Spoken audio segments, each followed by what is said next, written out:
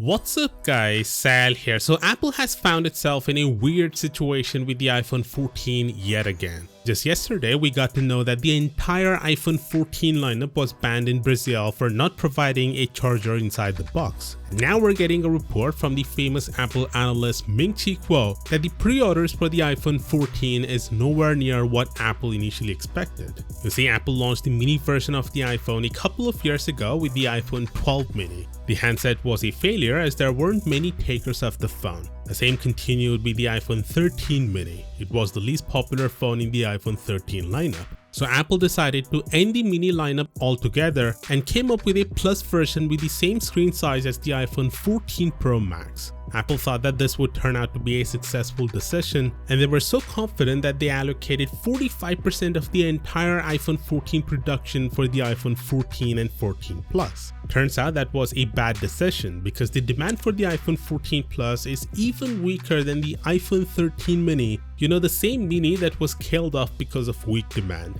Not only that, but the demand for the iPhone 14 Plus is also worse than the iPhone SE3 released early this year, which also had bad sales numbers. And not just the Plus variant, the regular iPhone 14 is also seeing a weaker pre-order demand compared to last year according to Ming-Chi Kuo. But he mentions that the iPhone 14 Pro Max is performing exceptionally well since its pre-order sales are more than the iPhone 13 Pro Max of last year. The demand for the iPhone 14 Pro on the other hand is almost the same as the 13 Pro. So if we talk about the entire iPhone 14 lineup including the Pros, then pre-orders for the lineup are better than that of the iPhone 13 in general, but still classified as neutral. On a product-specific basis for pre-orders, Kuo says the iPhone 14 Pro Max is good while the Pro is neutral before deeming the standard models as bad. Now the likely reason why there is a lower demand for the standard iPhone 14 is the lack of changes. It's basically the iPhone 13 with so few changes that you wouldn't even notice.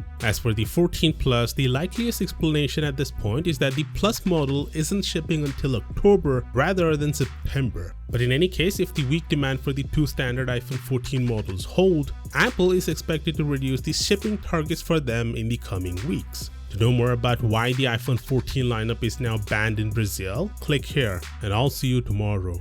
Peace out.